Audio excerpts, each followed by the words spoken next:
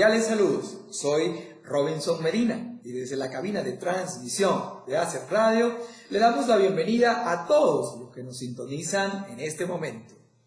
Esta es una nueva entrega de su programa Diálogo con la Experiencia, como parte de la alianza y cortesía entre ACET Radio, Planet Rams para ACET TV. Este programa busca, mediante una conversación precisa con los principales exponentes del conocimiento y la experiencia en Latinoamérica en los temas de gestión de activos, gestión de mantenimiento, gestión de confiabilidad de sistemas, gestión de integridad de equipos. Busca entregar experiencia de utilidad que podamos, a través de ACET TV, compartir con nuestros televidentes y que puedan a corto plazo implementar y mejorar sus sistemas productivos. Acompáñanos y recuerda, el conocimiento es una de las pocas cosas de la vida que crece cuando se comparte. Espero que disfruten la siguiente entrevista. Cordiales saludos, soy Robinson Medina y desde la cabina de transmisión de ACET Radio le damos un cordial saludo a todos los que nos sintonizan en este momento.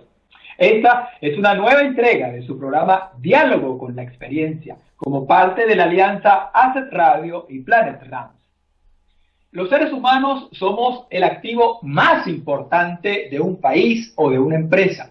En nuestro programa de hoy trataremos el tema de la confiabilidad humana y su impacto en la gestión de activos. Para ello, le damos la bienvenida a un líder de gestión de activos especialmente relacionado con estrategias para potenciar el activo humano. Él es magíster y doctor en neurociencias con 20 años de experiencia en docencia, investigación y desarrollo. Se desempeña como profesor asociado de neurofisiología para el pregrado y el posgrado de medicina de la Universidad de los Andes en Venezuela. Él es profesor de fisiología, neurociencias, neuropatología y metodología para el pregrado de medicina de la Universidad Autónoma de Guadalajara. Él es profesor invitado de confiabilidad humana para el posgrado de confiabilidad integral de sistemas industriales de la Universidad Simón Bolívar acá en Venezuela. Ha sido ponente en congresos nacionales e internacionales, es autor de publicaciones en revistas arbitradas e indexadas. Actualmente se desempeña como asesor mayor en el área de confiabilidad humana para proyectos en la industria petrolera, del gas y afines, para la empresa Reliability and Risk Management, conocida como R2M. Es todo un honor, pues, para nuestro programa tener acá al doctor Rafael Orlando Labrador Pérez, a quien le damos la más cordial bienvenida. Muchísimas gracias, Robinson. Muchas gracias por la oportunidad. Un cordial saludo a toda tu audiencia. Y bueno, una nota de felicitación como antesala a esta conversación. Una nota de felicitación por tu valioso programa. Por experiencia que he vivido, como he visto, que muchas veces en los procesos de implementación de confiabilidad en una organización, iniciamos básicamente por la implementación de herramientas de confiabilidad dirigidas al equipo, al activo.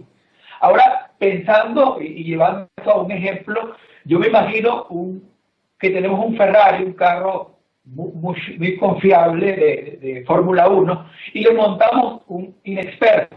Estoy seguro que en la primera curva es muy posible que tengamos un accidente.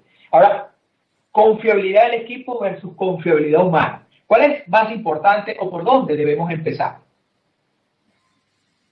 Bueno, para darte respuesta quizás lo más organizada posible, porque en este punto me gusta pues ser un poco cuidadoso con lo que se pone y con lo que se propone.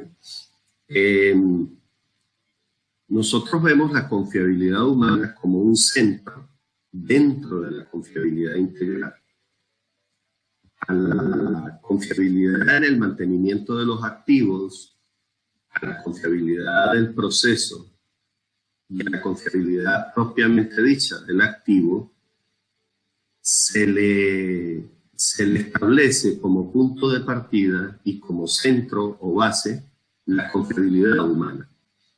Y esto tiene que ver con el hecho de que ni el activo con su confiabilidad, ni el proceso con su confiabilidad, ni el mantenimiento propiamente dicho del activo van a tener lugar por sí solos.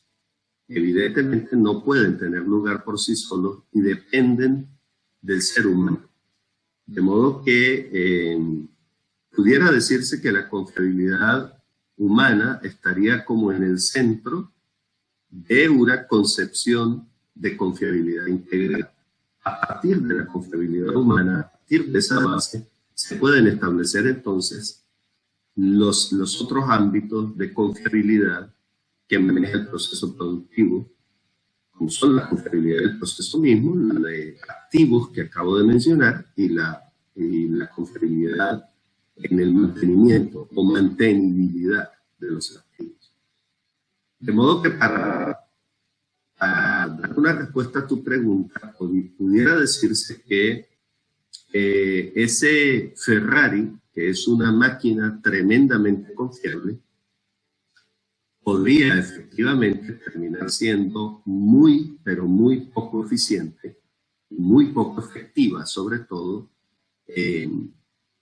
depende de la confiabilidad de quien lo pueda conducir. Ese es un excelente ejemplo para señalar entonces que muy probablemente de algún tiempo para acá, pero creo que de ahora en adelante, cada vez vamos a ver más, de manera más marcada en el mercado, un énfasis en la confiabilidad humana. Nos parece, desde hace años lo venimos diciendo, nos parece que el elemento humano, siempre señalado como el mejor activo de un sistema de producción, ahora no solamente va a ser señalado como el mejor activo de un sistema de producción, sino que ahora se va a requerir que efectivamente se invierta en la confiabilidad de ese activo, que deje de ser solamente un discurso dentro de la organización y se convierta en una política, se convierta en hechos concretos, por una serie de razones que seguramente podemos desarrollar en lo sucesivo con tus amables preguntas. Ahora, Rafael, has estado conversando sobre un modelo de enfoque integrado. ¿En qué consiste este modelo de enfoque integrado? Básicamente, el modelo de enfoque integrado sería como una especie de ciclo que tiene en su centro la confiabilidad humana. Y originalmente esa confiabilidad humana estuvo soportada, por un lado, en las destrezas o pericia del individuo y por otro lado en el conocimiento, conocimientos teóricos del individuo. Destrezas y conocimiento en conjunto, de alguna forma, constituyen lo que se conoce como una competencia o como las competencias del individuo. A esos dos elementos que tradicionalmente han dado soporte a la confiabilidad humana, se agrega ahora el elemento ya no de aptitud con P, sino el elemento de actitud con C.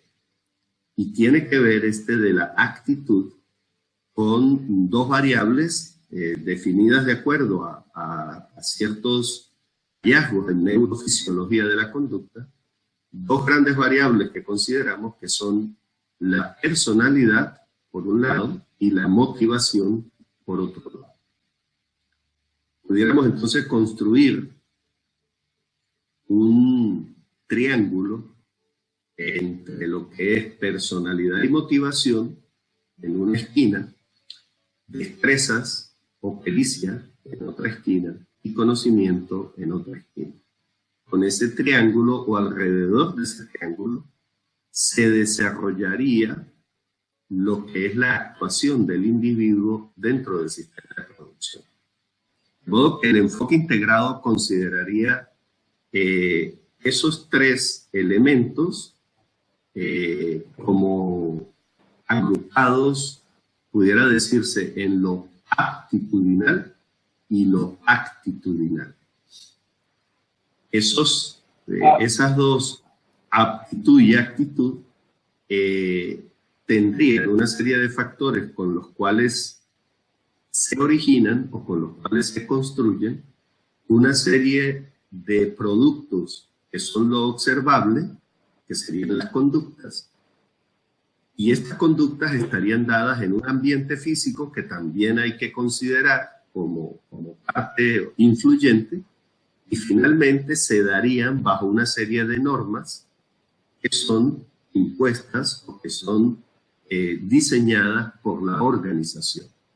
De modo que aptitud con P y actitud con C serían lo que conforma el individuo, y estas dos que conforman el individuo se originan en una serie de insumos para generar una serie de productos de conducta en un entorno físico y bajo unas normas organizacionales determinadas.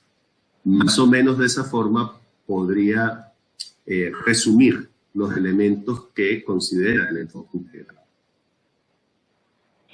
Ahora, Rafael, me hablaste del modelo de enfoque integrado, en qué consiste, pero ¿cómo se lleva eso a la práctica? ¿Cuál es la metodología de trabajo que el enfoque integrado de confiabilidad requiere para ser implementado? Bueno, en ese sentido, pudiéramos hablar de las etapas que un estudio de confiabilidad humana debiera considerar. Y al hablar de las etapas ya adelantaríamos algo de la metodología, pero me parece interesante hablar desde la perspectiva de las etapas por el hecho de que más allá de los elementos metodológicos, habría que poner en contexto cómo la organización va a recibir un estudio de confiabilidad humana, propiamente dicho.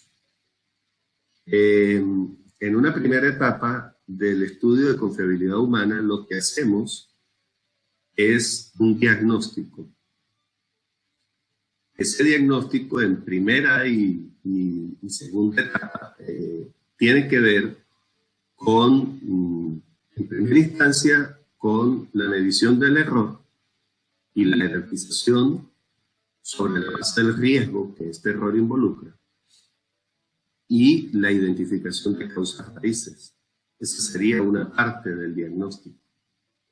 La siguiente parte del diagnóstico sería la elaboración de perfiles en lo aptitudinal con C, en lo aptitudinal con P y en lo organizacional. Esta elaboración de perfiles requiere de unas herramientas específicas, muchas de las cuales están o han sido diseñadas por nosotros con las características adecuadas a nuestro propio enfoque y a los principios de neurofisiología de la conducta que consideramos son los que rigen o aportan los factores que debieran ser evaluados. Una tercera fase de ese diagnóstico sería juntar o cruzar estos dos tipos de información. Por un lado, el error humano, el historial de falla como tal, y las causas raíces de ese error. Y por otro lado, los perfiles de aptitud, actitud y de la organización. El cruce de esta información, es decir, el cruce entre las causas raíces de las fallas más críticas con el estatus de los perfiles que acabo de mencionar, nos puede aportar una correlación entre falla, su causa raíz, y el nivel de desempeño o el nivel de desarrollo que tienen estos factores que conforman los perfiles que acabo de mencionar. Digamos que en esta tercera fase del diagnóstico se encuentra el núcleo pulposo, como decimos en medicina, el núcleo realmente sólido, o que le aporta solidez a nuestro enfoque. Porque este cruce de información nos permite entonces relacionar cuáles serían los factores de conducta, cuáles serían los elementos organizacionales, los elementos individuales, tanto en conducta manifiesta como en insumos de conducta, que están condicionando o que están más relacionados con las causas raíces de las fallas más críticas que se han encontrado en el diagnóstico. Hasta ahí, hasta esa tercera fase de diagnóstico, estamos en el plan de conocer y entender lo que está ocurriendo. Y tenemos que pasar a la parte de aceptar y de actuar, que son como fases dentro de la organización. Son fases dentro del individuo también, pero por supuesto se manifiestan dentro de la organización. Aceptar que estamos haciendo algo mal, que hay oportunidad de mejora, y actuar en ello. A eso entramos en una cuarta etapa que sería diseñar un plan de soluciones. Una quinta etapa que es elaborar un programa de cómo esto se va a implantar, y aquí tendríamos que hablar de recursos y de compromisos de cada unidad de la organización. Y finalmente una sexta etapa que no es menos importante, y es que se haga un seguimiento y una validación de las acciones que se han tomado. De alguna forma, en esas 6 etapas estaríamos dando, primero conociendo lo que está ocurriendo, segundo entendiéndolo, tercero aceptándolo y en cuarto lugar actuando en consecuencia. Con este estudio de confiabilidad humana y con algunos detalles metodológicos que si me parece lo puedo especificar un poco más, estaríamos dándole una muy buen análisis de confiabilidad humana a un sistema de producción, pero más importante que darle un muy buen análisis, estaríamos aportando soluciones o acciones que pueden mejorar aquellos aspectos que sean mejorables o que no estén en su nivel óptimo y que, es muy importante resaltar, estén relacionados con las causas raíces de las fallas más críticas del sistema de producción. Rafael, como hombre de gestión de activos, debemos velar el cumplimiento de los objetivos de la organización. Es decir, una empresa se llama empresa porque genera beneficios. Ahora, desde el punto de vista económico, ¿es la única justificación para hacer un estudio de confiabilidad humana o hay algún otro tipo de justificación que conlleve a tomar la decisión de hacer e implementar un estudio de confiabilidad humana?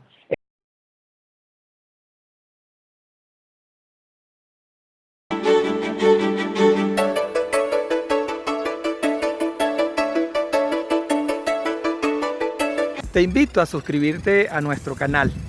Es importante porque muy pronto iniciaremos un proceso de transmisiones en vivo solo para los suscriptores. Recuerda, es conocimiento en vivo, conocimiento que no está en los libros en este momento.